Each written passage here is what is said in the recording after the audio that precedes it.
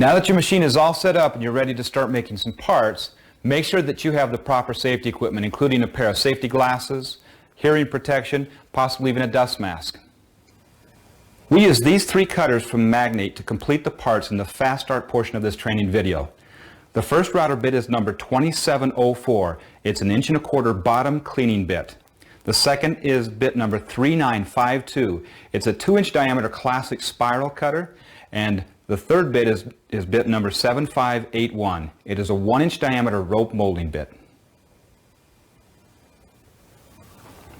For the first turn sample, you will want a piece of stock that is 1.5 inches by 1.5 inches by 12 inches long. If you'd like, you can also cut the corners off like we've done here. That'll make less sawdust and also less wear and tear on your router bits. You'll also need to mount the hub on the end of it. Do that with just a couple of screws, and also mark the center here for the tailstock. Next, we'll position the tailstock to hold the stock.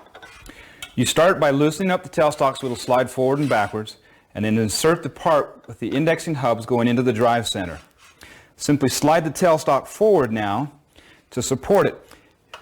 You leave the handle straight across at this point, parallel with the machine, and just slide that forward until it holds it, supports the stock, and then tighten the tailstock into position. Now you can close the tailstock clamp, and that will secure it without any play. Remove the index gear from the spindle shaft and replace it with the handle so that you can rotate the stock directly. Now insert the bit number 2704 and plunge it down until it's just resting on the flat surface. Now we want to reset the plunge depth, so we'll take off just a little bit of the surface of the material. We're going to take a set of feeler gauges with a 20,000th spacer and put it between the plunge bar and the stop. Now when we replunge the router, we'll take off just 20,000ths of an inch of the surface of the material. Now we don't want to run this router bit into the spindle shaft, so we're going to set a stop. Slide the router up till it comes to 2 inches, and then lock the stop in place. Now to mill the stock round, we're going to rotate the stock counterclockwise as we slide the router from the headstock towards the tailstock. The router will not be centered. It will be offset 1/2 inch to the back side like this.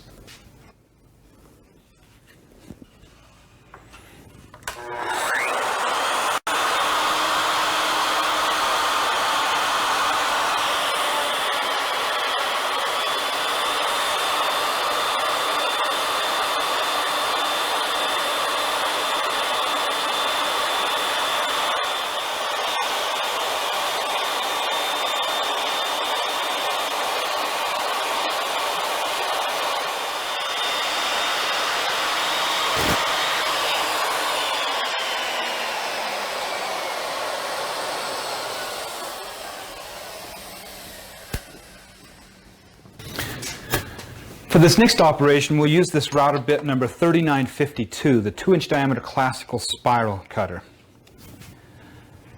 To set the plunge depth, you simply move the router off to the side and plunge down to the shoulder of the cutter, rest on the surface of the wood. And then lock the plunge bar at this position.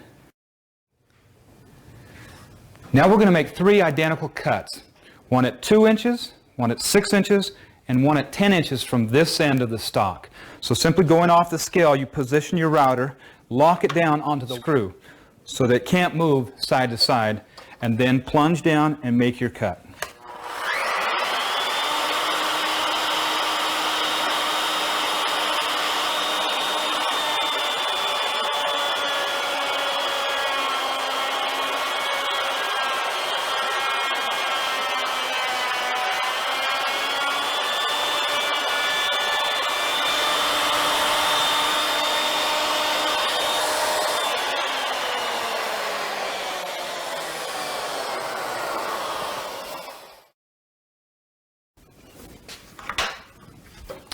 Now you'll notice the technique is to start with the router bit off to the back side, plunge down to the depth that you need or that you set, and then bring the router slowly over center as you're rotating the stock. This time we'll be turning the handle clockwise.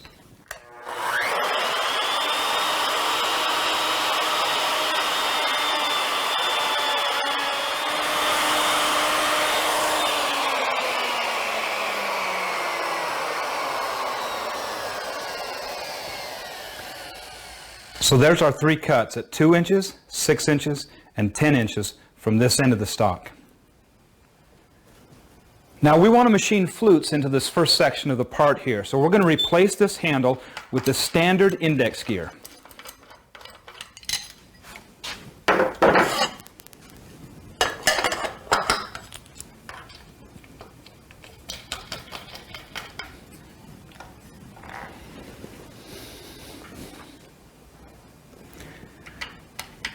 Now we'll release the indexing pin and engage it into one of the holes. Now we're going to set stops in the x-axis. We'll put one at 3 1/4 on the right-hand side and at 4 3/4 on the left-hand side. Now this carriage will just slide back and forth between these 2 stops. To set the plunge depth of the flute, you want to make sure that the router is brought to 0 or to the center in the y-axis, and then simply plunge the bit down until it touches the wood. We're going to set the plunge depth now for 75 thousandths of an inch. I've selected a feeler gauge with that thickness, and we simply put that between the plunge bar and the stop and lock that in place. Now we know we'll plunge down that deep when we're cutting the flutes. The index gear has 24 positions, so to cut 8 flutes, we'll want to go every 3rd hole.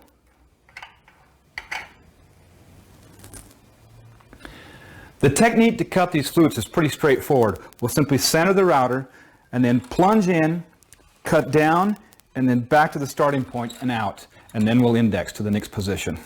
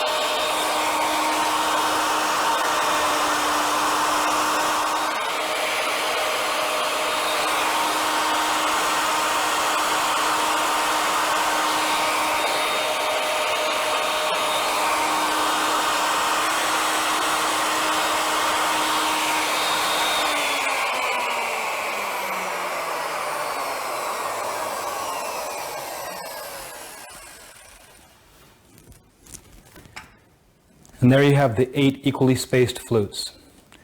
Next we'll cut the spiral. Make sure your gears are set up with the standard gear reduction set here and the B drive gear here. That will give us a 3-inch pitch.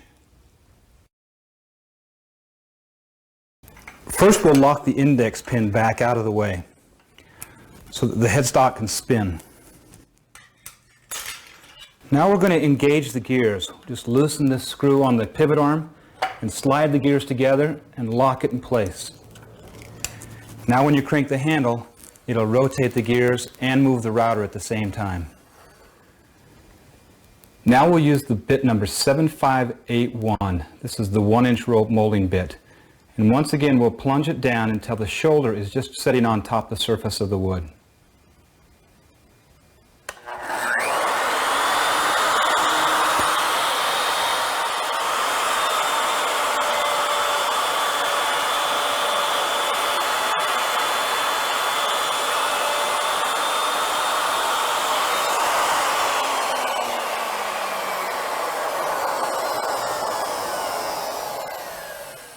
Now we'll get into the theory behind the spiral a little bit later in the training. Right now we're going to keep it really simple.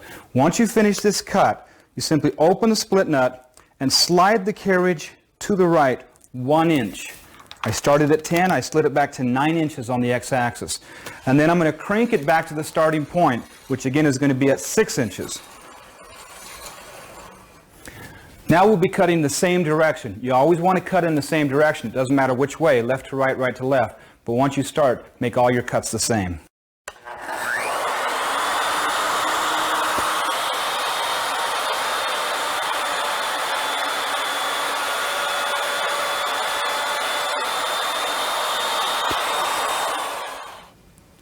Here's what the part looks like after we've cut 2 spiral starts. The first one began here. We then moved the router over 1 inch and made our second cut.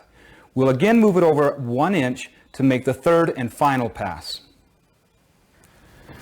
Now we'll repeat the process one more time, exactly the same. We're at 10 inches, so I open the split nut, slide the carriage back 1 inch to 9 inches on the x-axis scale, lock that back into place. Now crank it back to the starting point, which is at 6 inches, to make our third and final cut.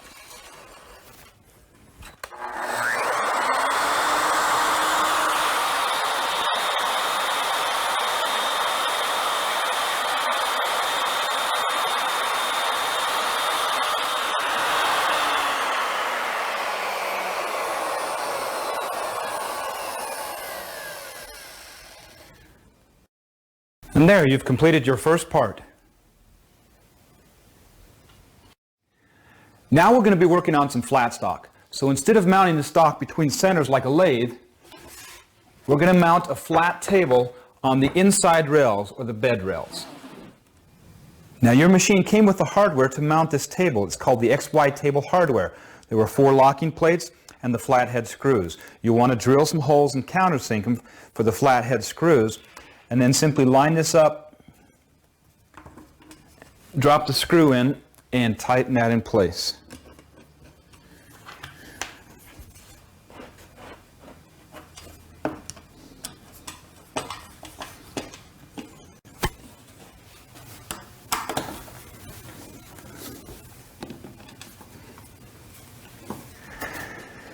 As you can see here, the table is too high. It's going to run into the carriage. So we'll need to lower the adjustable bed at both ends. On the 1200 and 1800, you'll need to loosen these locking screws in the center supports first, and then loosen it at the ends. And then simply crank the handles to lower the bed. Now you can see the straight edge right here at the bottom of this bracket. Use that as your indicator. Set it level with the starting of the second set of the measuring guide. Once the bed is set, lock down all the corners and the middle braces as well. The Model 900 is slightly different. There is no elevation screws, so you simply loosen the screws in the corners and lower the bed down manually and then lock it in place.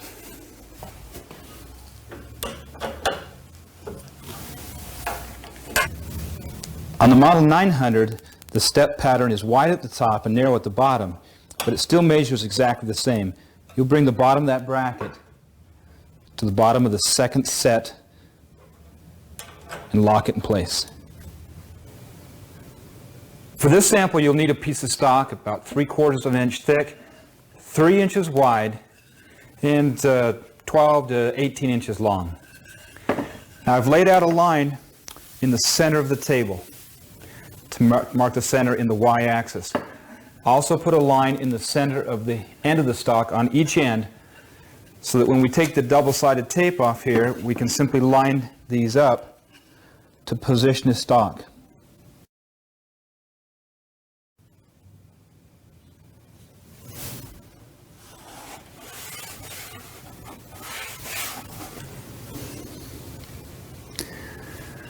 We'll start by planing this stock flat. So we've put in the 2704 surface planing or bottom cleaning bit.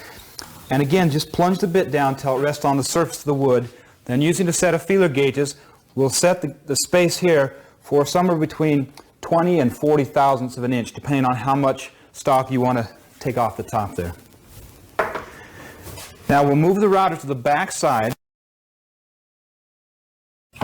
reset our plunge depth, and we'll start on the left and we'll mill towards the right. We'll actually be climb milling as we cut along here. That'll avoid any tear out on this stock. We want to bring it in approximately a ½ inch from the edge.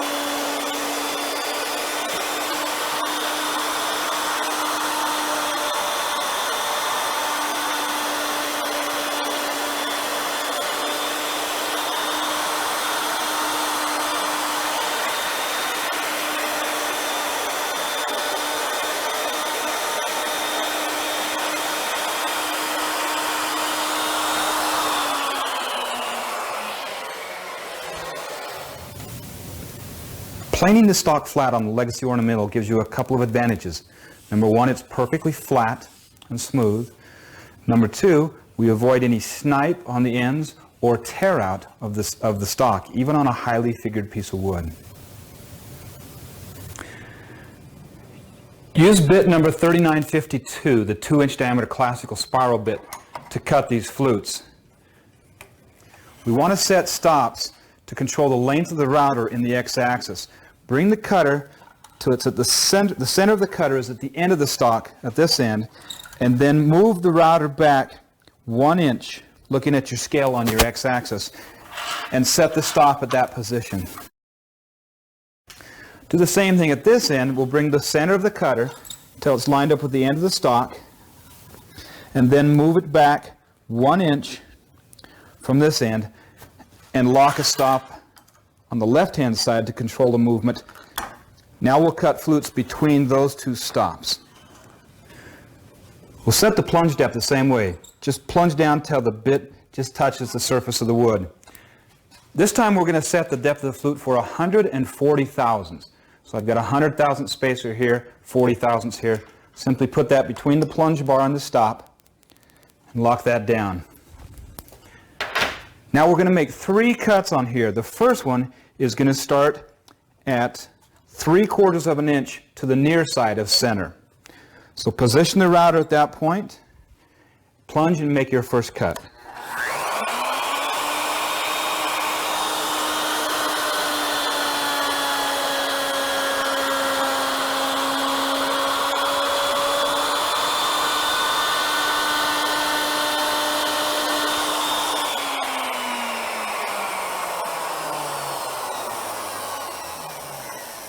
Now simply crank the y-axis handle 3 turns. Each turn is 1/4 of an inch. That will put it back to 0 and cut right down the center of the stock.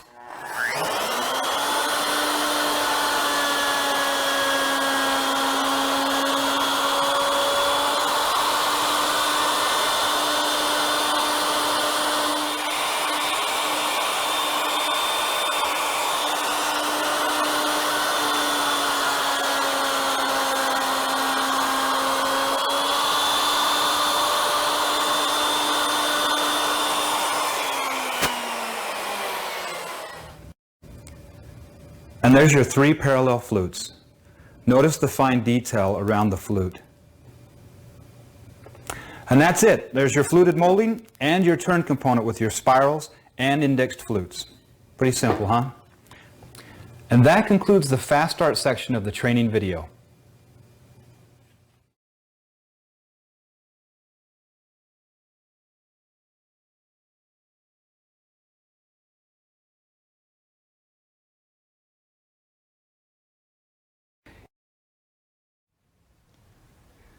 Let's take a close-up look at the Legacy Ornamental Mill. We'll look at all the setups, the adjustments, and controls of the machine. We'll be working on the model 1200 here. If you have a model 900 or model 1800, they're virtually the same. If there are any differences, we will point those out as we go along. We have the model 1200 set up in the standard configuration, but we've added 2 optional accessories. First one is the mobility kit that lets us move it around easily and lock it in place. The second one is the optional tool holder that just holds our router bits and wrenches and things like that. The spindle shaft on the headstock is threaded with a 1 inch by 8 TPI. It also has this drive center. By mounting a hub on the end of the stock, we call this an index hub, you can simply plug that into the headstock and that will secure it so we don't get any movement or play when we're machining.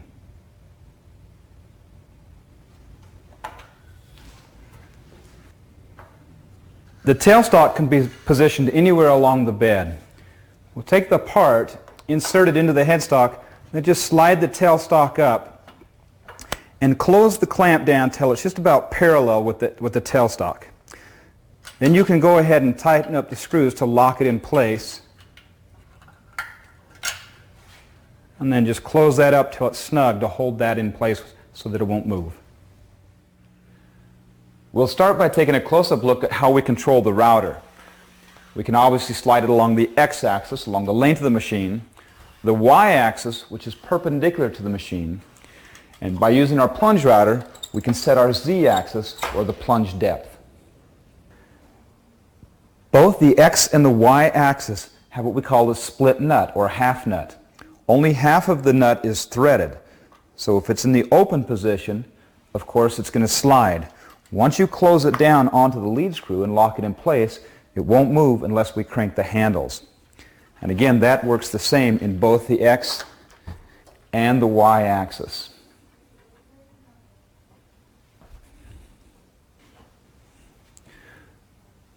There's a measuring tape or a scale in both axes and a pointer on the carriage that'll tell you where you're cutting.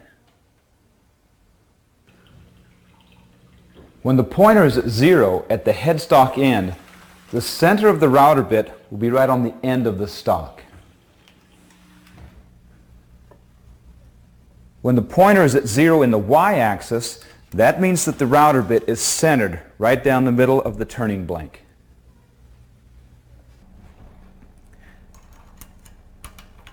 Now you can use these stops to control the movement of the router.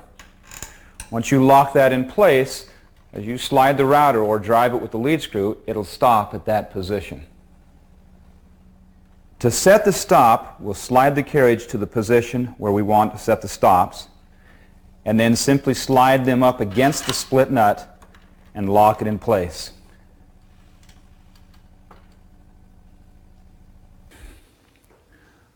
The lead screw has 4 threads per inch. That means when you turn the handle 1 turn, it will move the router 1/4 of an inch. If you want to move it 1 inch, you simply crank it 4 turns.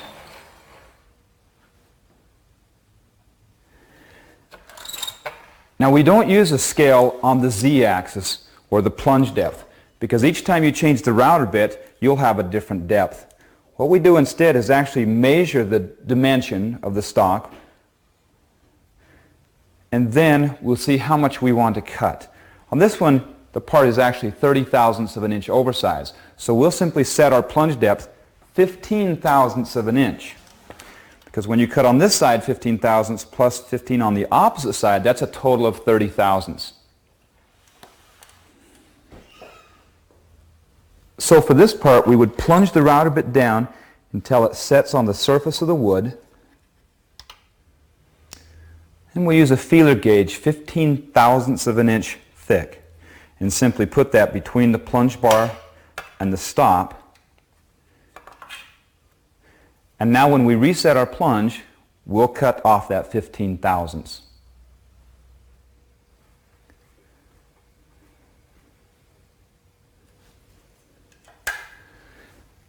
Now the next feature we'll look at is the adjustable bed.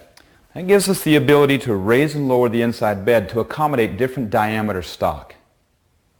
If you're working on a small diameter, like this piece here, of course you want to raise the bed so the router bits can easily plunge down and touch the stock. However, if you're working on a large diameter, maybe something like this bowl, and we put this between centers, the carriage is going to hit that. So we'd need to lower the bed to give us the clearance that we need. On each rail leg you'll find a pattern, a step pattern. This is the scale for setting the bed. When we loosen the locking screw, then we can raise and lower the bed. You'll notice that right below the screw, this plate has a straight edge on it. And you can use that as your pointer. Each step is 1/4 of an inch. So if we're at this position right here, and we want to raise the bed 1/4 of an inch, we simply go 1 step. 2 steps would be 1/2 inch, and so on. And then we can simply lock it in place.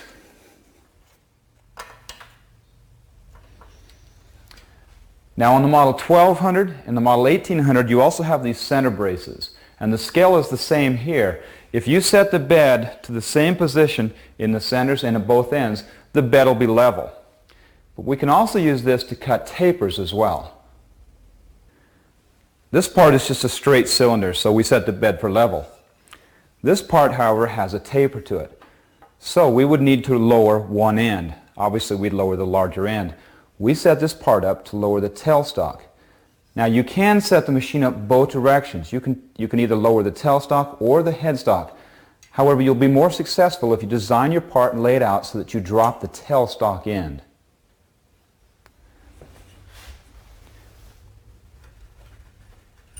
As you can see, as we drop one end, it sets the bed on the angle. With this part here, by dropping the tailstock end, the stock is still close enough to the router that when we plunge down, we can mill on it. As you can see here, if you lower the headstock end to get the angle that you need, the part will be down so far you can't possibly plunge the router bit down far enough to reach the stock.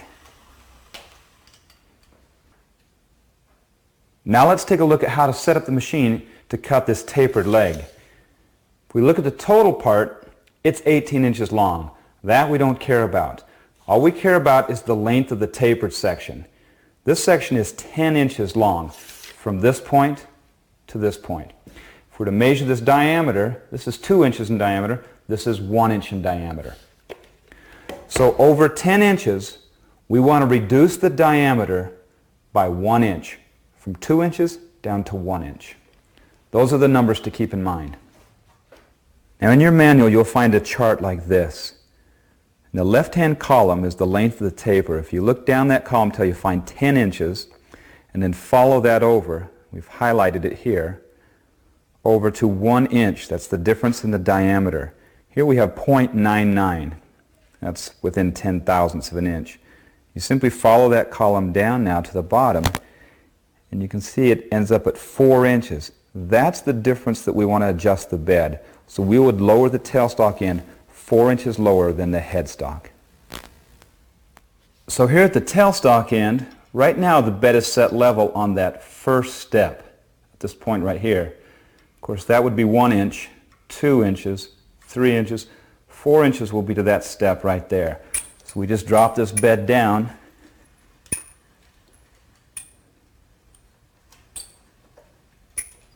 to that position and lock it in place. Of course, make sure you check the front and the back side. Setting the adjustable bed on the 900 is slightly different. There's no elevation screw, so you'll simply loosen the screws on each side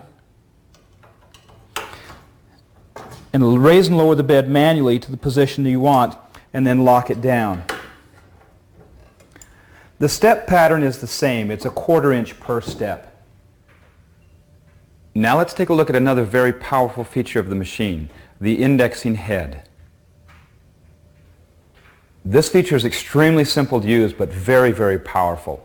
It can be used to make very graceful or elegant designs, such as the fluted column or the reeded column, one of my favorites. Or you can use it for more functional designs, such as milling it square or octagonal, or combining round and square turnings and components.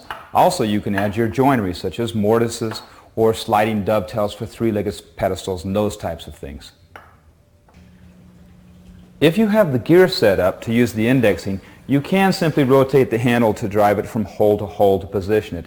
However, we would normally recommend that you disengage the gears whenever you're going to use the indexing pin. The index pin is spring-loaded, and we use a shaft collar to lock it back out of the way so it won't engage into the gear. When you want to use it, you simply release that shaft collar and lock it back on the end. You can now use that as a handle to secure the indexing pin. The hole pattern on all your gear sets will be 24 positions. This is an extremely useful number. It will divide up evenly by 1, 2, 3, 4, 6, 8, 12, or 24 positions. The model 1800 also comes with a 40, 36, 32, 30, and 28 position indexing plates. These are optional for the models 1200 and 900. You simply remove the knob and replace the gear with the index plate of your choice.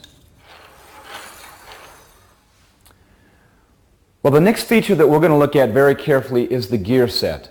Now this, of course, is how we create the spirals. But before we get into the gears, let's take just a moment and define some terms.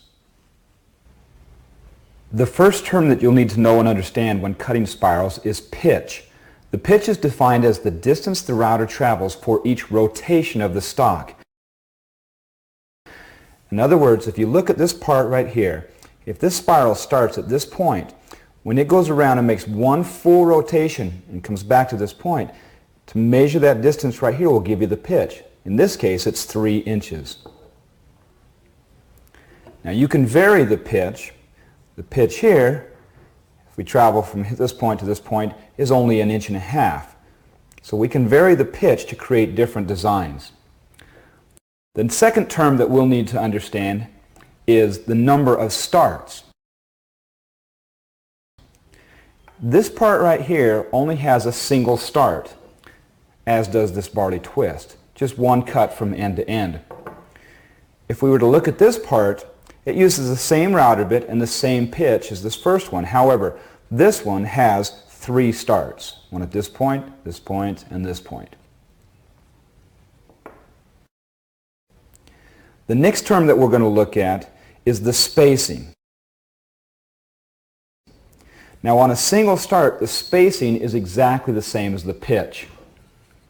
So the space from this cut to this cut is the same as the pitch, 1.5 inches. In this case, 3 inches. On this one, the pitch is 3 inches, but the space between each cut from point A to point B is only 1 inch. This has 1 inch spacing. Now when you're creating something like a rope, like this piece here, then the spacing will equal the router bit diameter. In other words, this one here has 4 starts. The pitch is 4 inches, and the spacing between each cut is 1 inch. The next element of a spiral that we'll talk about is the direction of the spiral. If it starts on the left-hand side and goes to the right, that would be a right-hand spiral. If it starts on the right, cuts over to the left, that's a left-hand spiral. And of course, you can cut in both directions or combine them to create the diamond pattern. Now let's take a look at the gears and see what each one does. The first gear is right here behind the handle. This one will actually create the spiral pitch. The second gear that you're seeing right here in the middle is the direction. It will create either a left or a right-hand spiral. These 2 large gears right here are called the gear reduction set, and they will actually create the range. The machine comes with this standard set here on the model 900 and 1200. On the model 1800, it includes this set plus 2 others, which we'll talk about in just a second. Now that we understand the terms pitch, spacing, and starts, we can create the following formulas. The first formula, and the one that you will use most often, is simply the pitch will equal the number of starts times the spacing between each start. The second formula will be the spacing equals the pitch divided by the number of starts. And the last formula is the number of starts will equal the pitch divided by the spacing. The second and third formulas are just variations of the first one. All 3 are based on the pitch, the number of starts, and the spacing. If you know any 2 of the 3 variables, you can solve for the third using one of these 3 formulas. For example, if you know the number of starts you want and the pitch, then you would use the second formula to calculate the proper spacing. Let's take a look at this first one. The pitch equals the starts times the spacing to create a rope molding. To show you how to set up the machine and mill a spiral, we're going to make a simple 2-start rope design. Anytime that we're trying to create a bead, like on a rope design or a barley twist or this rounded spline here for the hollow spiral, we'll make the spacing equal to the diameter of the router bit.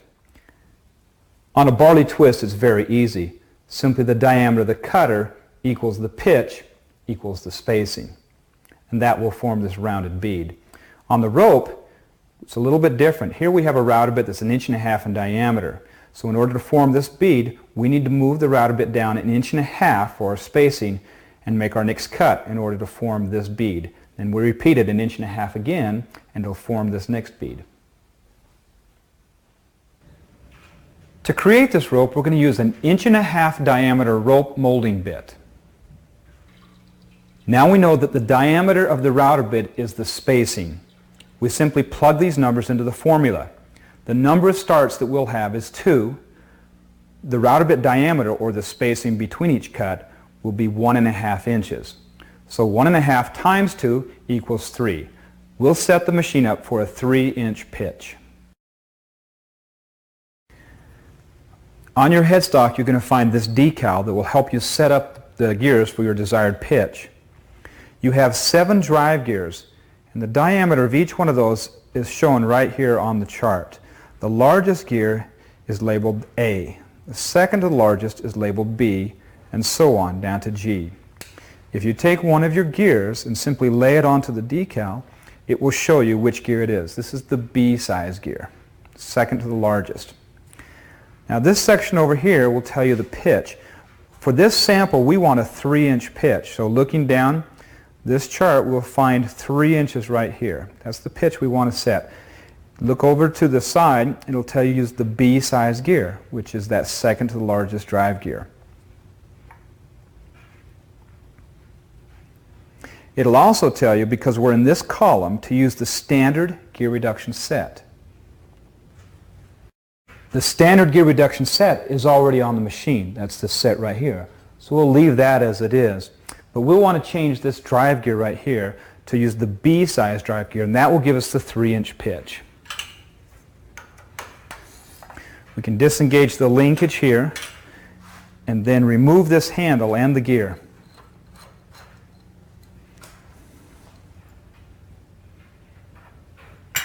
And we'll replace that with the B size gear, put the spacer back on again, and then the handle goes on last.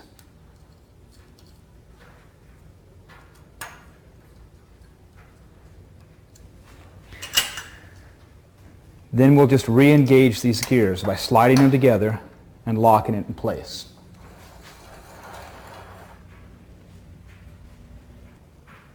We're set up now to cut a left-hand spiral. If you look at the directional gear, it only has a single gear between the plates. That'll cut the left-hand spiral. If we wanted to cut a right hand, then we would use the right-hand drive, which has 2 gears instead of 1. Simply remove this screw and take off this unit and replace it with this one, and it would cut a right-hand spiral. Well, here we have a blank that's already 1.5 inches in diameter. We've turned it around on the machine, and we'll cut this 2-start rope into here. To start with, we're going to take the router bit and we're going to just plunge it down till the shoulder of the router bit touches the surface of the wood. And then to ensure that we'll cut a little bit more of the surface, I'm going to take about a 10/1000 inch spacer and put it between the plunge bar and the stop. Now when we plunge this down, we'll remove just a little bit of the surface of the wood as we make this cut. So we simply close the split nut down onto the lead screw. We've got our 3-inch pitch set here with our gears. We'll just turn the router bit on and start making a cut.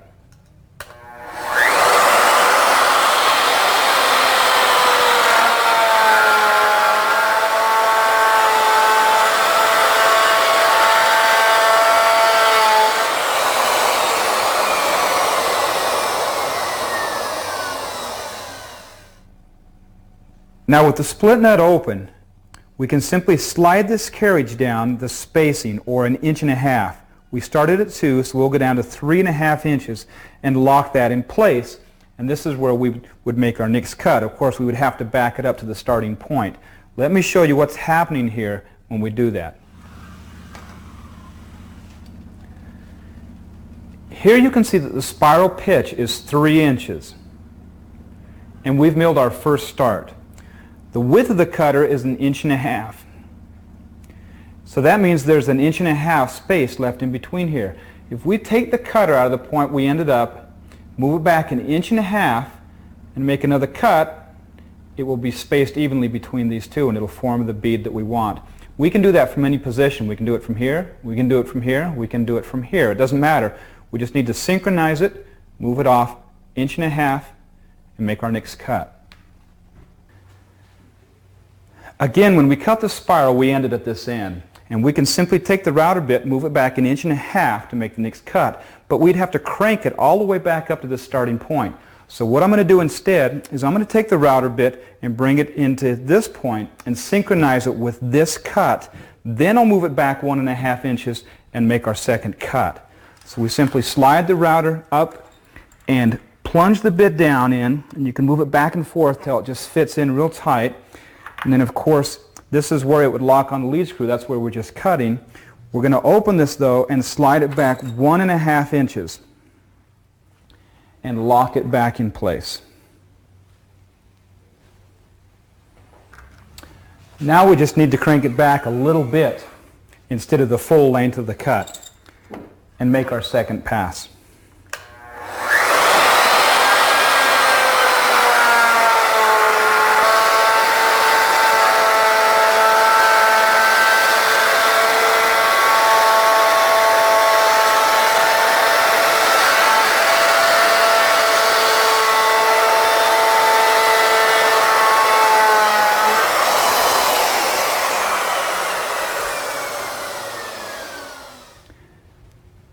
Now you can see just how simple cutting a spiral really is. The router bit itself forms the profile of the shape of the bead.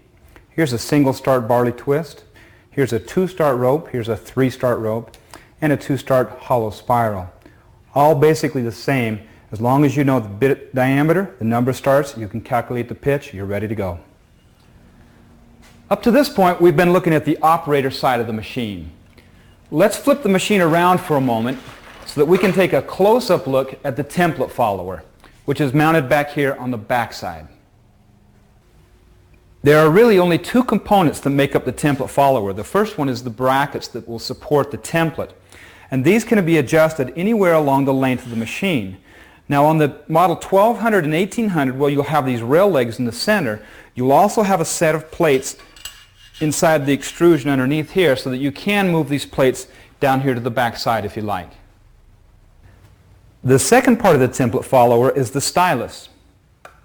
The stylus can be adjusted in and out in this slot, or it can be removed altogether if you'd like, if it gets in the way, and then put on only when you need it for the templates.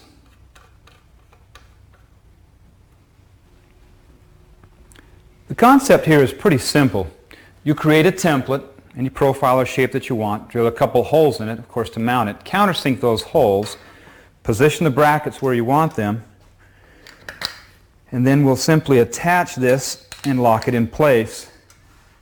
A couple of wing nuts on the bottom to hold the template down.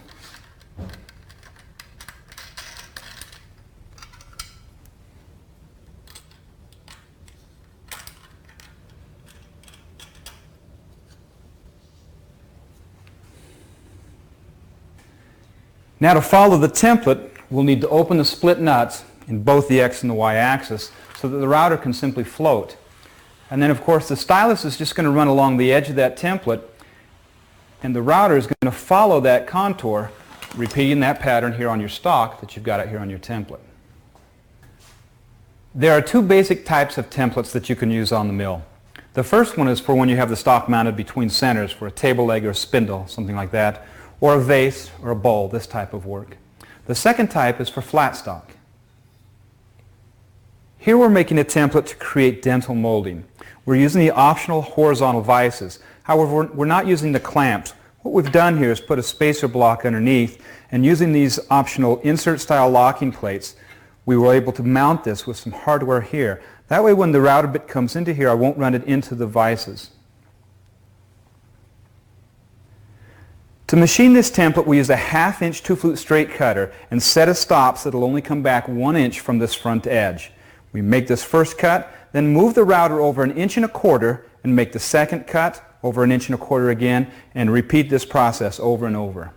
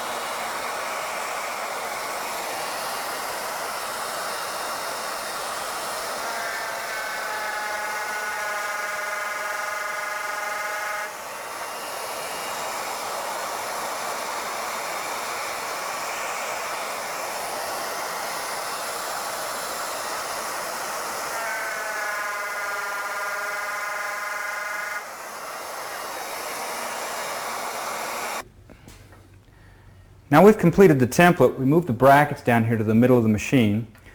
Using the flathead screws, we'll attach the template as we did before.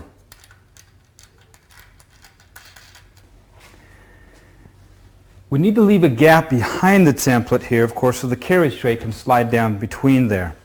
But we want to make sure that that is parallel to the rail.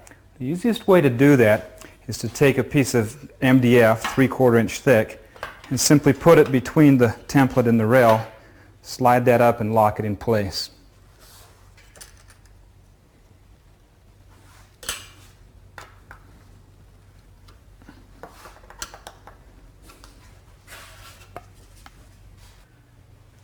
Now we've mounted a piece of molding here on the optional horizontal vices, and of course we've got our template already set up on the back side. What we need to do now is to position the stylus in relationship to the router bit.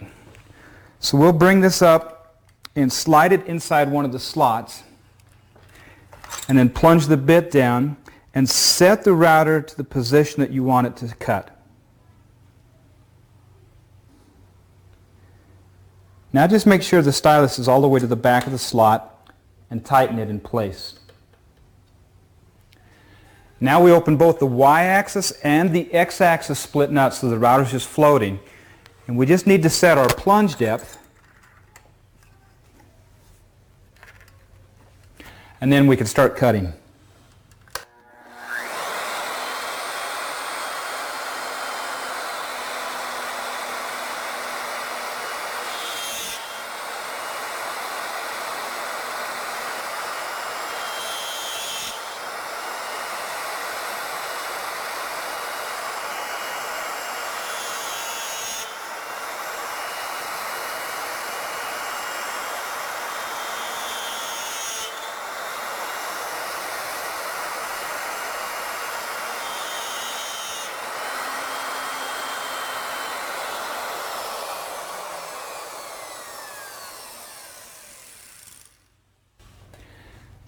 And there's our finished product. When we have our stock mounted between centers, and we're going to use a template, it's a fairly straightforward process. We simply have a contoured shape on the template, which we'll mount on the back side, of course, and then the stylus will follow that as we mill on our stock. However, the relationship between the template and the stock is critical. Let me show you how to set that up. We recommend that you use 3/4 inch MDF for the templates. This material is very easy to cut and sand. Now one technique is to simply trace a profile or draw a profile here onto the template and cut it out with your bandsaw. However, you may have a hard time lining that up correctly on the machine. So let me show you a technique that works extremely well. If you use the optional design kit, you can lay this out very quickly and easily. You can see this design combines two different elements. The bead and the detail here will actually be cut with router bit profiles. But we've laid out also a curved or a contoured profile here that we'll want to cut following a template. Now the design kit works like this. You have the Y-axis with 0 at the center, just like your machine. You also have the X-axis with 0 at one end, so that you can read exactly where you want to place the cutter to make each cut. Once this is drawn in the way that you want it, we could just cut this out and put it onto the MDF to make our template, cut it on the bandsaw. However, I like to preserve this original. So the technique that I use is we'll simply take a piece of paper and lay it on here, and then we'll trace that profile right onto this piece. And this is what we'll cut and put onto the template. Now let me show you how to line this up. Here's the center line, which is 0 on the part. You want to come back 3 inches, 1, 2, 3, and I've made a line here so that we can reference that real easily. That should be the back of the template. Now this particular template is going to be 4 inches wide, 3 inches to the center line, plus an inch to get this shape. Okay. You'll also notice that I've laid out a center line right here, which will go on the template as well, and that will help me to align the template in the X-axis. We'll get to that in a moment. So we'll put the paper back here on the 3-inch mark from the center line back 3 inches. Trace that profile, and then cut that out. So for the template, We cut this piece 4 inches wide. Remember, 3 inches to the center line from the back, an additional inch here. You'll notice we've also drilled a couple of holes. We'll come in 2 inches from each end and 2 inches from the back of the template and drill a 1/4 inch hole and then countersink that for the flat head screws that will go onto your machine.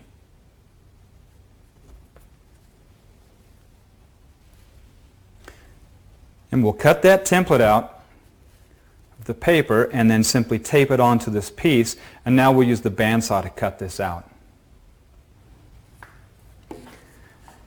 Now we'll cut this on this side of the line, and we're going to leave a little bit and come back and sand that off.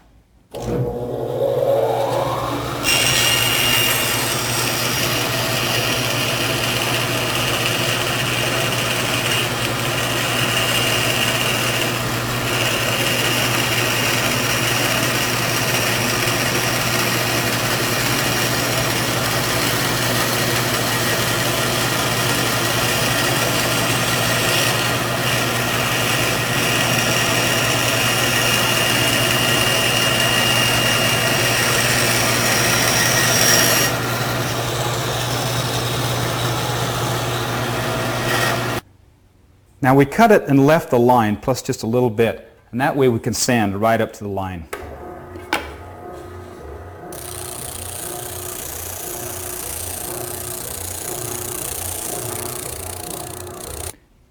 Now here's our template that matches the drawing, starting back at 3 inches from the center line.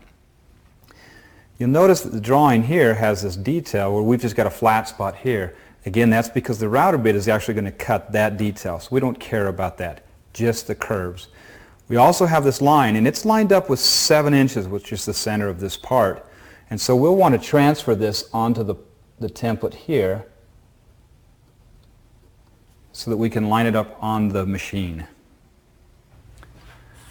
And we'll position the brackets and attach the template to it.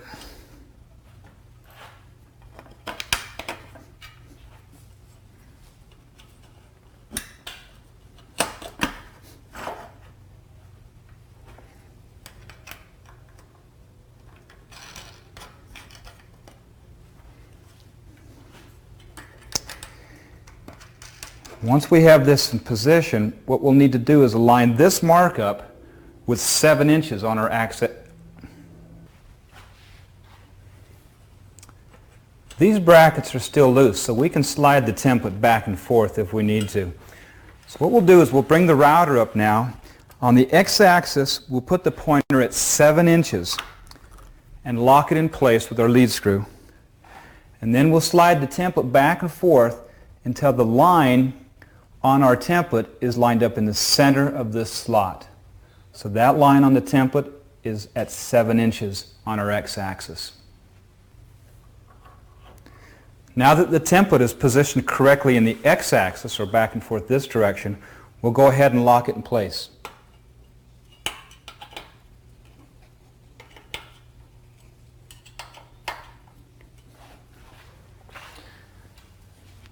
Now we'll use the 3/4 inch MDF as a spacing to go right between the template and the rail.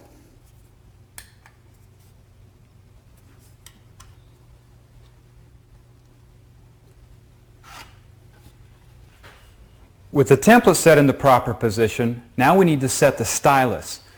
So we'll take our router and plunge the bit down and then just bring it in until it touches the side of the wood.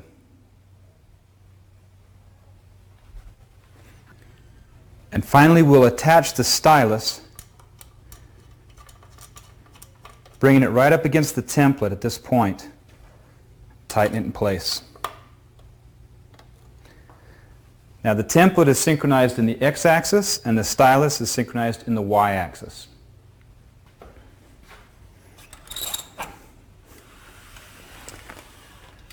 With the template set up, we have several options. We can turn this part round like a copy lathe, or by using the indexing we can make it square or 6-sided or 8-sided. We can flute it, we can read it, we can cut on the side with a straight cutter and even turn a twist or a spiral on it.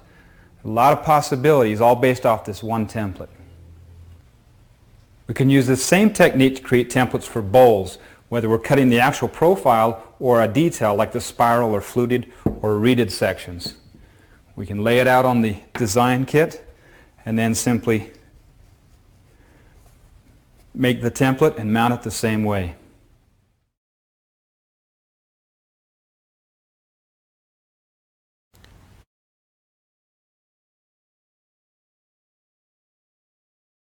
The standard gear set gives you 7 spiral pitches. These gear sets will expand the number of pitches up to 19. Keep in mind that these gear sets should be used together. You don't want to mix and match. The .25 gear reduction set gives us a new range of spiral pitches. Look at the gear chart on our headstock here. We see that the .25 gives us 1/2 inch per rotation through 1 7/8 of an inch per rotation. And it's called the .25 times because it simply takes the standard gear and multiplies it by 1/4. Therefore, the 4-inch pitch becomes 1-inch pitch. This gear set is used on smaller diameter stock, anything generally less than 2 inches in diameter, especially on a single start barley twist where the pitch has to be tight. The 1/2 inch pitch allows us to mill stock round when using the gears, especially if you're going to be using the motor. The 2 times gear multiplier gives us an additional 5 spiral pitches. The 2 times gear multiplier takes the standard pitches and multiplies it by 2 and gives us a range of pitches between 8 inches per rotation and 15 inches per rotation. These pitches are used for larger diameter stock from about 4 inches in diameter all the way up. We also like to use the 2 times gear multiplier when we want to stretch the pitch out like on this spiral twist. One of the powerful features of the Legacy Ornamental Mill is the ability to use it like an overhead router table to create beautiful moldings. You've seen how to use the flat table mounted on the rails as a bed to hold your stock. The only problem with that is you have to use double-faced tape to hold the material down. A nice alternative to that is the horizontal bench vices, which we want to talk about now. The vices come in a set of 2, and they're adjustable along the length of the rail. Simply lock it down onto the rail, and you can see they're fixed. Now, one of the critical parts here is these cam locks are adjustable, of course, but you want to make sure that these are parallel to this rail here. So a good thing to do is just take a piece of stock, stick that in there, slide those up, and lock these into place. Once you get those parallel, then just take your material, stick it in, and you'll slide the cam locks forward. Now, when you slide these, slide them from the bottom. You want to just make sure that that is touching the material. And then just lock it down. And of course, that's going to clamp down into place there. So that makes it easy to take your part in and out. If you're working on longer pieces of stock, you may want to have an additional 1 or 2 supports in here so that the workpiece doesn't bow. If you're cutting from the top of the workpiece, like you see here, cutting parallel flutes, then working with the cams is not a big issue. However, if you want to cut on the edge of the workpiece, like you see on this particular piece, then obviously these cams are going to be in the way of your router bit. A simple solution for that is simply take a couple of blocks, spacers, that will position the workpiece a little higher, and that sits in here now, and you can see that as we lock that down, the router bit can work on that edge, and we don't have to worry about running into the cams. Now, if an edge gets too thin on the side there, you can't grab it comfortably, here's an alternative. Simply take the part out, and on this back side we'll put a sacrificial piece along the length of it. And now you see, as we bring the router bit in, we're going to cut there, and that'll support the part.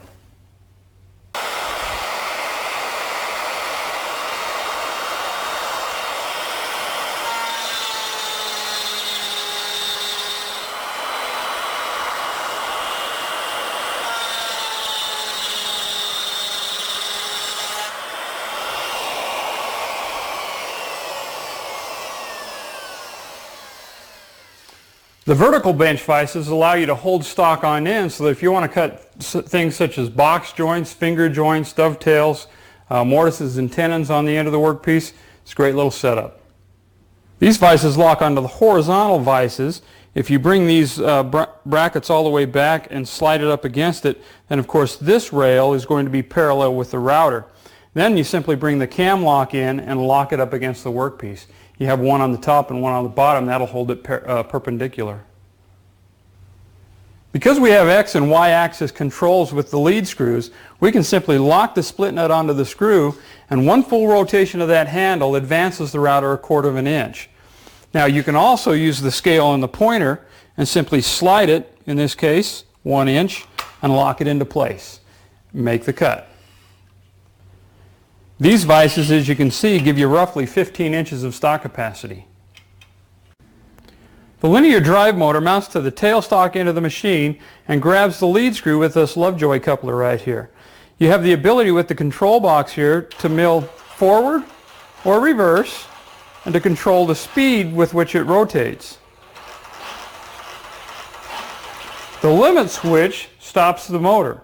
You also have an override switch, which lets you advance beyond the limit switch, or you can change directions and go back the other way.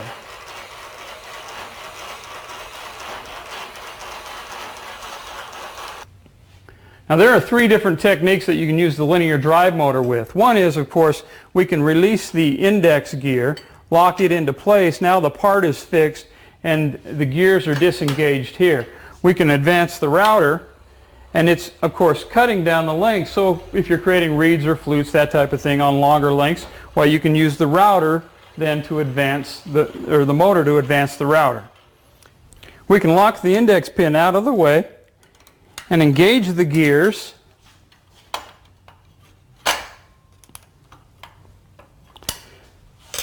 Leave the split nut open and let the gears now rotate the workpiece as we create bead and cove details on a section of the material. Or you can lock the split nut onto the lead screw. That of course rotates the workpiece and advance the router to create the spirals. If you wish, you can disengage the motor and run the machine manually.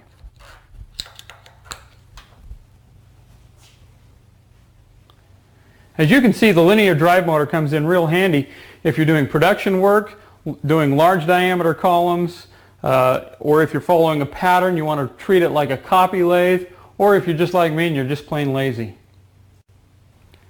Let's take a close-up look at the rotary indexing table.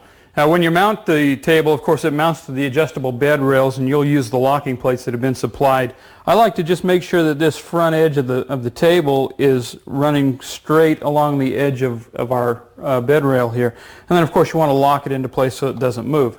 Now we want to take a look at finding center point on our waste block here, and to do that we take a 4-inch section of material, and we're going to place the handle straight down, okay, right here, and then we want to just come in and mark it, and then rotate the workpiece, the handle, 2 times, mark it once again,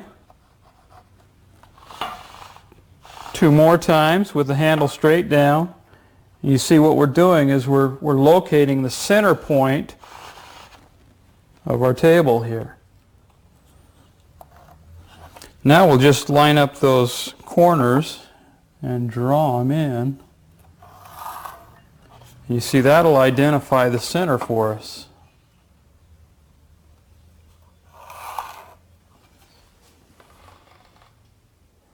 Now we're going to just loosen up our table here so that we can get it to slide just a little bit back and forth. We've got a V-groove bit in our router. We want to bring our router in here. We want to locate center at 50 inches on our scale here. And so we're going to lock our router into place at 50 right there. And then because we can slide that right in, plunge our router bit down. And right when the tip of that lines up with our line at 50 inches, then of course we're going to lock our table back into place. And again, you want to make sure that you're right parallel with this rail. And you can double check that just by rotating the handle to make sure that it rotates on center. Now with the table set up, let's take a look at how to make this simple rosette. It's just 16 indexed beads. Now to mount our part to the waist block here, we're going to use double face tape, and you'll just align the corners to the marks on our table here. We're going to use Magnate's bit number 7581. It's a 1-inch rope molding bit, and we're going to pull it up here centered. Remember, we had this table set at 50 inches and lock it into place. And we're going to set the plunge depth now. Come back off to the side, and we're going to set the shoulder of the router bit on the material. Well, our router is locked into place. Our plunge depth is set. We've got the y-axis sliding back and forth. That's where we're actually going to be making the cut. However, we don't want to come all the way across it, so we're going to set a stop right there at 1/8 of an inch offset from center, and we'll simply use that point now and just come in, make the cut. We'll rotate the handle half a turn, make the cut. Half a turn later, we'll make another cut, and we'll do that 16 times.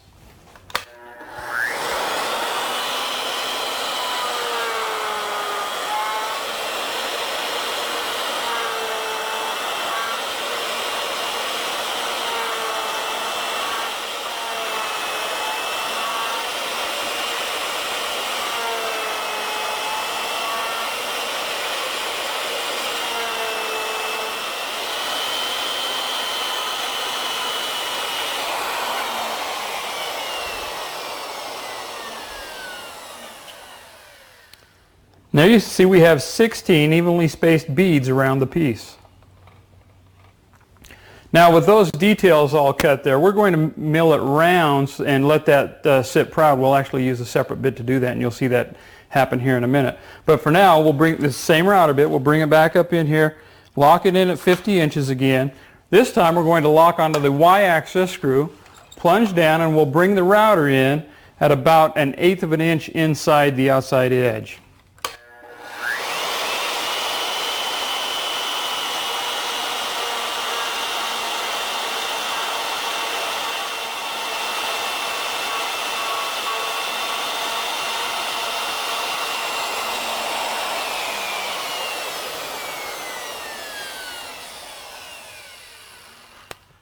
And now you can see we've made it round. We'll use a flat surface planing bit to mill off this outside edge, and that'll leave it sitting up proud. And again, we'll do the same thing, just rotating the rotary table.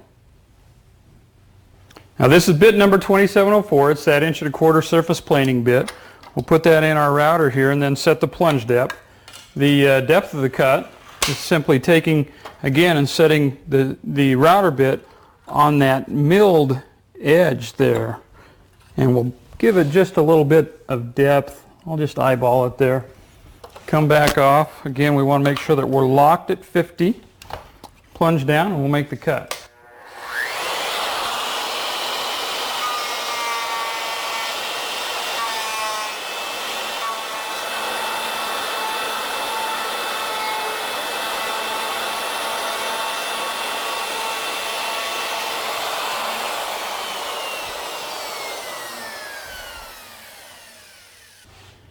So you can see the double-sided tape holds that real well. We'll just use a screwdriver here and just kind of pry up under that and just peel that off, and there's our rosette. Now, if you want to mill bowls, of course you can mount a piece of material here, mill the outside of the bowl, and then flip it and mill the inside of the bowl as well. Now here you can see we've used router bits to create the profile on the inside of the bowl, and if you wish you can use in this case we've used a core box bit, use that same indexing, and created the divisions around the inside of the bowl. When milling long lengths of stock that are thinner diameter, you'll find that you'll get bounce and chatter. You can eliminate that bounce by using a thin stock support. The support mounts underneath the adjustable bed rails, and you have the jaws that come in and lock into place around the part. Now as the part rotates and is being cut, of course it's eliminating any bounce or chatter.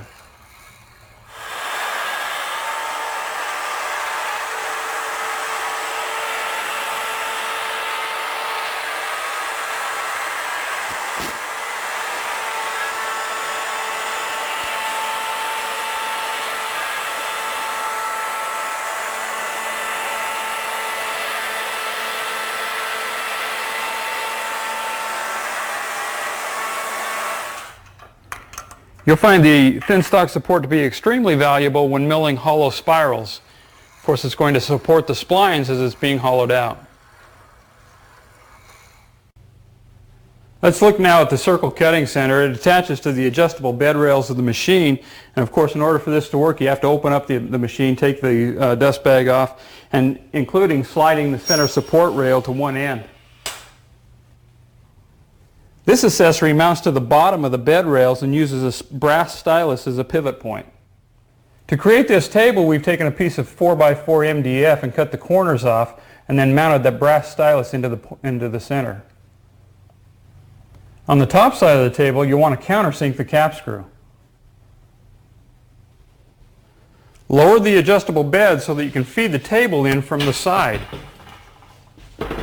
And drop the brass stylus into the hole.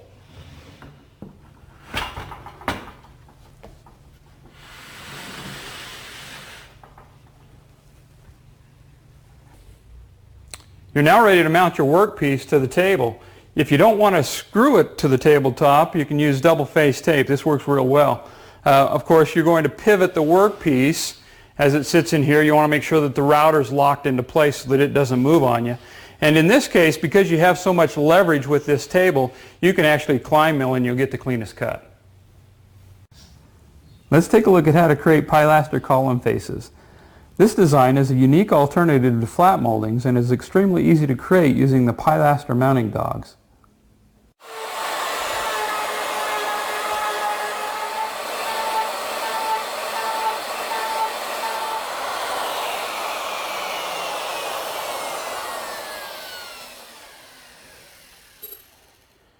You can see that once you get the pieces mounted on the pilaster mounting dogs, you can treat it just like one solid piece of stock. You can turn it around, mill it 8-sided, square, 4-sided, 6-sided.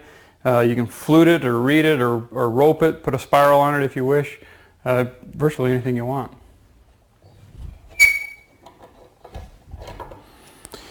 Now these mounting dogs are available in 5 different sizes. We have one here that happens to be 2 inches, and so the width of our material is measured at 2 inches. We've drilled a hole for our screw that's just in the center here, and then of course it locks onto the dog. Now we've mounted a hub on the end of one of these dogs. That goes into our headstock. Our tailstock end simply looks like this, and we mount the dead center right into that center hole there. We've also put in some extra support blocks here. You see that those are spacers to keep the center from warping. If you need wider pilasters or bigger parts, you can use an alternative here is to make a box using the same dog. To make this box, we're using 3/4 inch thick MDF. It's cut 2 3/4 inches wide, which is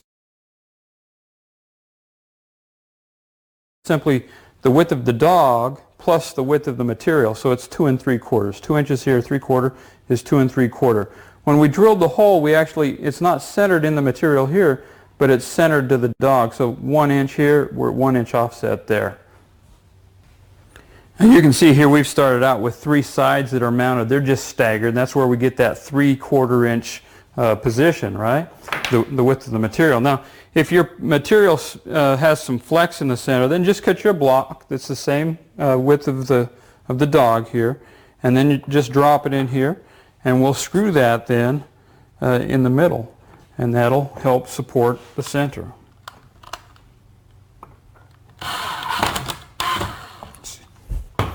And now, of course, screw the top piece on.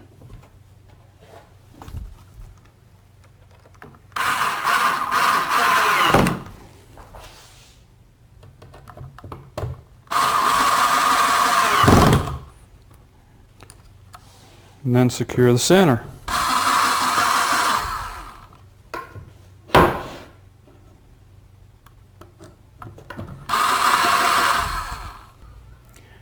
These dogs have been designed with the ability to mount the mounting hub right on the end of the piece here. So let's do that now, just with a couple of cap screws here right down in the hardware.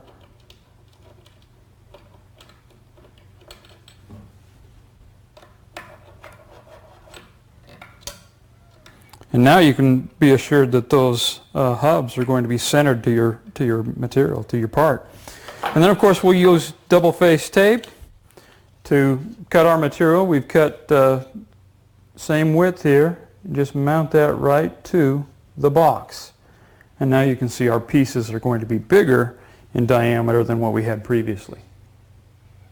Now we've gone ahead and mounted one piece here, and obviously you're going to mount on all four sides.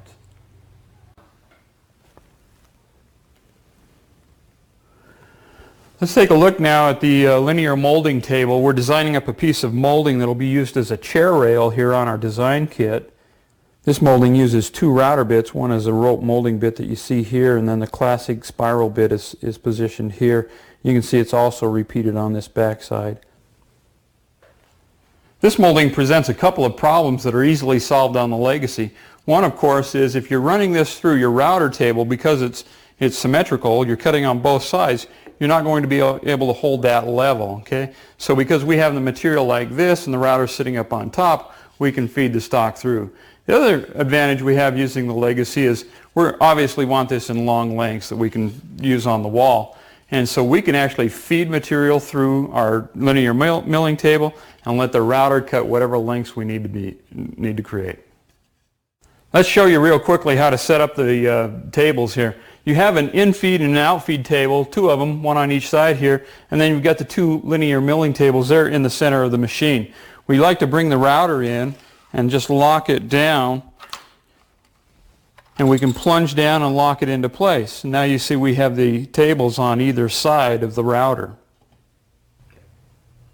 Now you want to position these tables so that you have clearance on either side of the router bit. Once you get your tables positioned where you need them, just move the router out of the way and lock the tables into place. Those will just lock right into the channels of the machine there. Now with that all set up, we're ready to position our fence. We have a fence on the back side that's stationary, and we have an adjustable fence in here. So we can simply bring our material in, bring our fences up, and lock them into place.